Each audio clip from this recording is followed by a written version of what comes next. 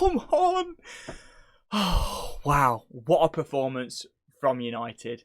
Every single player can lift their head up high and be.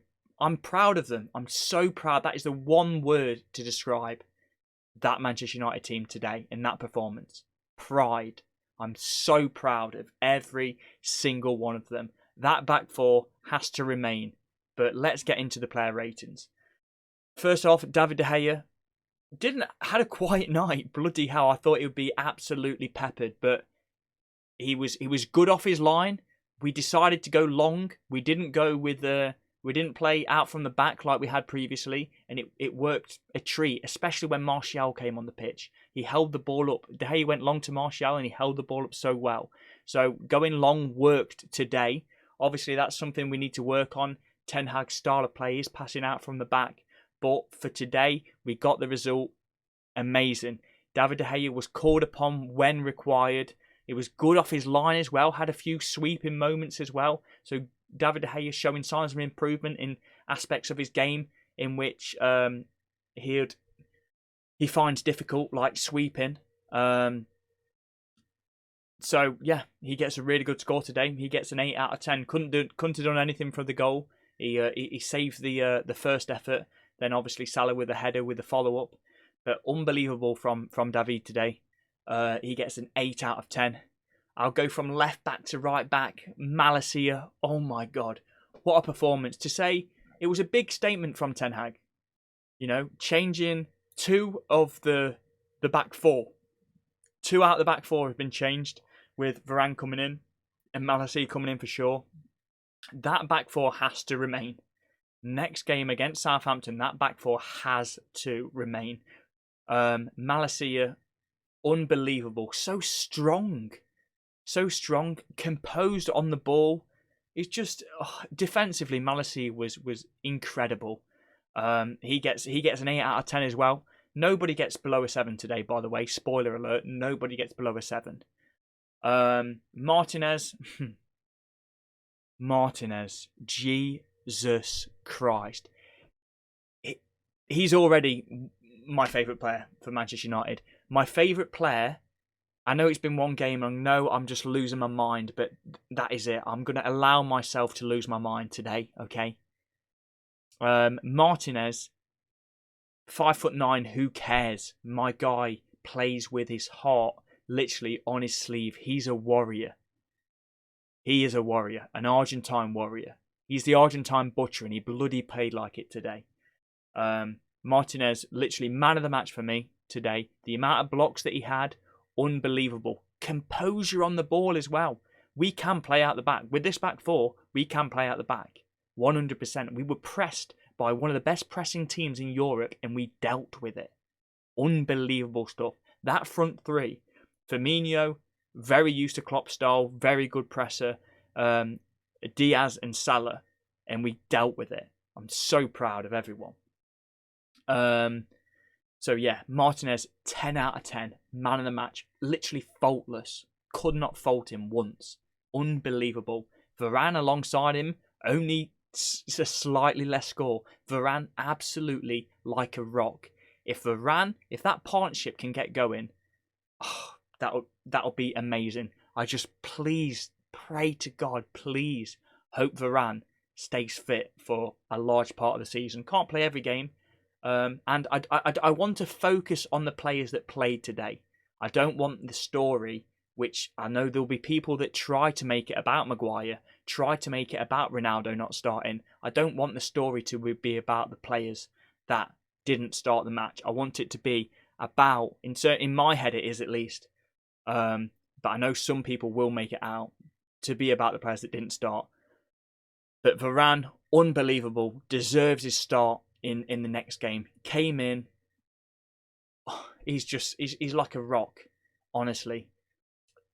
We're a bit vertically challenged because we've got quite a small team. Martinez, it didn't matter about his height, but in general the team's a lot smaller. I mean, McTominay did great today, but we'll come on to him. But he added a little bit more height in there than last week when it was Fred, Eriksen, Bruno. But they did trouble us from set pieces, but Varane won a lot of headers in there as well. are doing the dogged work that doesn't get noticed.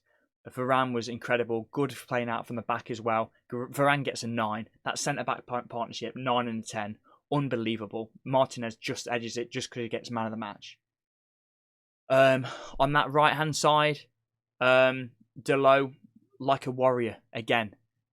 Absolute, like, putting in some big challenges. I was concerned because both Delo and Varane were on yellow cards from the first half, and they dealt with that so well.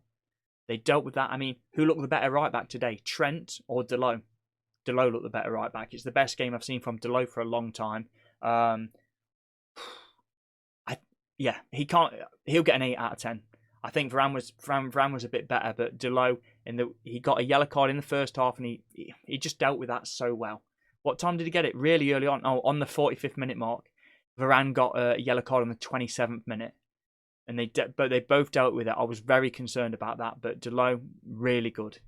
Scott McTominay, a player that I had written off. If you would have told me Scott McTominay would put in an amazing performance today against Liverpool, that we would be the dominant midfield. Like, you can forget possession.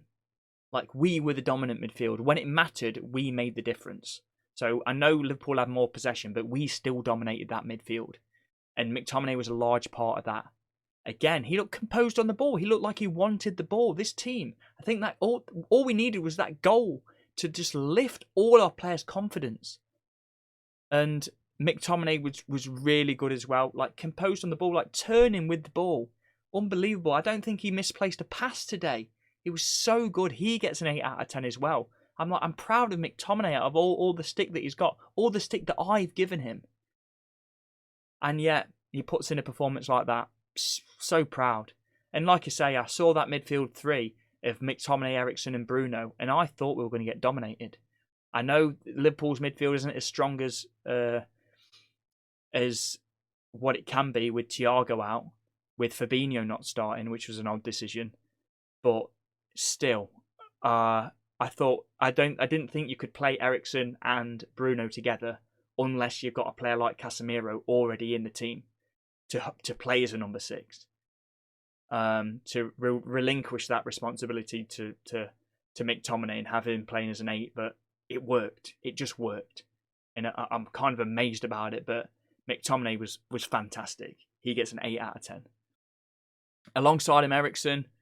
I mean, some decent set pieces, putting it in top corner that Alisson had to tip. Eriksen was very good today. Again, no player gets below an 8, so Eriksen gets an 8 out of 10 as well. Bruno was probably the worst player out of the bunch, but I say worst. He still played with his heart on his sleeve. Was still, getting the fans up, getting. He was a part of that intensity. He was getting the crowd up off the feet. At times, and he was being a shithouse at the end. The amount of times he went down with somebody holding his face, just trying to eat up time. That's what you want to see. That's when you're not frustrated with Bruno, when he's eating up time, being a shithouse. That's what you love to see when you're winning. It's when he's throwing his hands up in the air when you're losing and being mardy. That's the issue that you have with Bruno. But in those kind of circumstances, I was cheering it on. I was saying, Bruno, mate, are you sure you haven't got cramp? Are you sure you haven't got a little hammy injury? Go down, mate. That's what you love to see. That you love to see that shithousery if you're winning, not if you're losing. But yeah, Bruno obviously almost bloody banged one in his own net. So I mean, that was very, very lucky. And again, my guy Martinez, man of the match, was there to stop it. But Bruno Fernandes today gets the lowest score on the team, but still, still an amazing score. Like, still, he gave his all. 7 out of 10. That's the lowest score. Spoiler alert, that's the lowest score today. Or maybe the subs might not, but for the starting 11, that's the lowest score. Anthony Elanga. I mean, in my match preview on TikTok, I said I would quite like Anthony to play, just for the fact that he works so hard, and I think we need a hard worker. And even though he only had a half of football, that's exactly what he did. Could have got a goal Bruno when Bruno slid in and the ball came to him and he hit the post. Very unlucky with it, but he worked so hard. So I've got to give him a 8 out of 10 as well, just for his work rate. And he had Trent on toast as well. Supposed to be the best right back in the world. A lot of people say Trent. I mean, he looked like Champions League final Trent today. That's what Elanga made him look like in that first half. And Jadon Sancho broke the deadlock. I mean, we were the better team up to that point, but you feel like we needed to score during that period, that we were the better team. And that's exactly what we did. And the amount of composure that takes from Sancho to put Milner on his bloody arse and then slot it in. It was like time stood still when he put Milner on his arse. He literally picked out his corner and just side-footed it into the goal, into the bottom corner. It was like time stood still for Sancho. And the impressive thing about it is the game was played with so much intensity, and to have in that moment when the adrenaline's going, because it was still early on. I think it was it 16 minutes, 13 minutes? Time was the goal scored? 16 minutes. Still early on in the game. The intensity's still there. The adrenaline's still pumping. To have that composure just to control the ball, sit Milner down on his arse, send him to the OAP, old age pensioners home, sit him down his arse and just place it in that corner. Unreal from Sancho. Sancho gets a 9 out of 10. Nobody's getting a 10 other than Martinez, by the way, man of the match. And then Marcus Rashford. Again, a player I'd almost written off, to be honest. I am going to be honest. I haven't seen that work rate from him for a couple of seasons. Chasing down lost causes. There was a time where he absolutely bodied Trent. He looked the second favourite. He came from behind Trent and then absolutely bodied him, won the free kick in a dangerous area. Chasing down lost causes. This is what we want to see from Marcus Rashford. Honestly, I looked at that starting 11 and I thought, Marcus Rashford doesn't press and he can't finish. That's what I thought. Hold my hands up. Everyone's going to be honest. You've got to be honest with yourselves. That's what I thought about Marcus Rashford. He's not going to put the work in and he can't finish. So what is he doing up there? Bloody hell, he chased down every single ball. I'm proud of him. Hopefully this gives him the confidence. I know we've said that quite a few times in recent seasons, but hopefully this gives Marcus Rashford the confidence. And if he can put that kind of effort in, that kind of intensity, that kind of work rate in to the team up front, then I wouldn't mind him starting up front on occasions. Or let's hope he can translate that work rate, that work effort, when he plays on the wing as well. Because that would be perfect in terms of tracking back as well as going forward. Because, I think it's easier to put that much work effort to chase down when you're pressing from the front than it is to work back as well and contribute defensively. But that's what I want to see.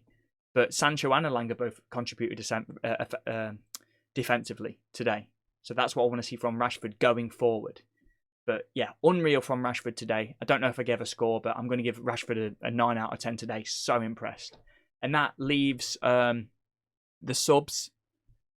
Wan-Bissaka was, all right when he came on. I'm going to give Wan-Bissaka a 7 out of 10. What time did he come on? All 3 subs came on together, isn't it?